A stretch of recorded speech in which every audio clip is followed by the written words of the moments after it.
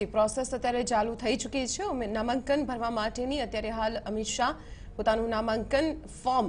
કલેક્ટરને સુપરત કરતા જોવા મળી રહ્યા છે જે ક્ષણની આજે સવારથી રાહ જોવાતી હતી કે ભાજપના રાષ્ટ્રીય અધ્યક્ષ ગુજરાતની ગાંધીનગર લોકસભા બેઠક ઉપરથી મેદાનમાં ઉતરી રહ્યા છે ત્યારે તેમનું ઉમેદવારી ફોર્મ અને જે દસ્તાવેજી પુરાવા જે કલેક્ટર સમક્ષ રજૂ કરવાના હોય છે તે તમામ પ્રોસેસ અત્યારે હાલ અમિત શાહ દ્વારા કરવામાં આવી રહી છે ત્યારે તેમની સાથે ઉદ્ધવ ઠાકરેની ઉપસ્થિતિ રાજનાથ સિંહ અરુણ જેટલી તમામ દિગ્ગજ નેતાઓની અહીં ઉપસ્થિતિ જોવા મળી રહી છે નરેન્દ્ર એક રોમાં શક્તિ પ્રદર્શનની શરૂઆત સવારથી થઈ ચૂકી હતી સમગ્ર દેશમાં સંદેશો આપવામાં આવ્યો છે અત્યારે પણ જોવા મળી રહ્યું છે કે ઉદ્ધવ ઠાકરે પણ ઉપસ્થિત છે દીપાલી ન માત્ર ભાજપના આગેવાનો સાથી પક્ષના આગેવાનો પણ ઉપસ્થિત છે અને જે ઉમેદવારી પત્રક ભરવામાં આવ્યું છે અને તેને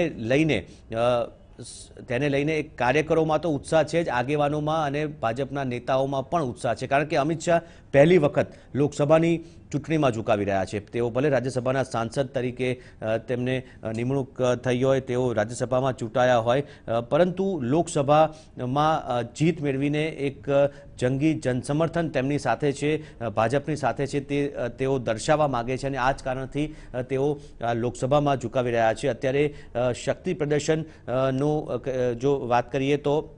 નારણપુરા તેમનો ગઢ રહ્યો છે ઘાટલોડિયા વિસ્તાર પણ ભાજપનો ગઢ રહ્યો છે અને ત્યાંથી ગાંધીનગર લોકસભા મત વિસ્તાર પણ ભાજપનો એક જંગી બહુમતી સાથેનો એક ગઢ રહ્યો છે અને આ જ કારણથી અમિત શાહ અહીંથી ઝુકાવી રહ્યા છે અને સમગ્ર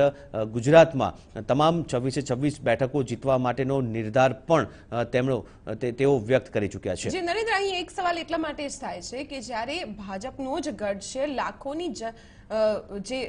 વોટ ટકાવારી હોય તેમાં ડિસ્ટન્સથી ભાજપના કોઈ પણ ઉમેદવાર ઉતરે એ ગાંધીનગરમાંથી જીતતા જ આવ્યા છે. કોંગ્રેસે અનેક વખત પ્રયત્નો કર્યા છે આ બેઠકને હસ્તગત કરવા માટે 1989 બાદ ક્યારેય કોંગ્રેસ ફાવ્યું નથી. ત્યારે સવાલ અહીં મને એ થાય છે કે જ્યારે આ પ્રકારે સેફ બેઠક હોય અને કોઈ ઉમેદવાર કે જેને કોન્ફિડન્સ હોય કે કોઈ પણ બેઠક તે જીતી શકે આટલા લાખો મતોની ટકાવારીથી તે જીતી શકે તો શા માટે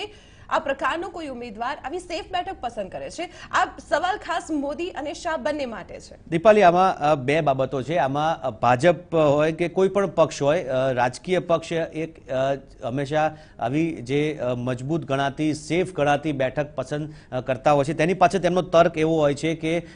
કારણ કે આ બેઠક ઉપર એવા નેતાઓ ચૂંટણી લડતા હોય છે કે જેમની પ્રતિભા રાજ્યવ્યાપી કે રાષ્ટ્રવ્યાપી હોય અને તેમનો તર્ક એવો હોય છે કે તેઓ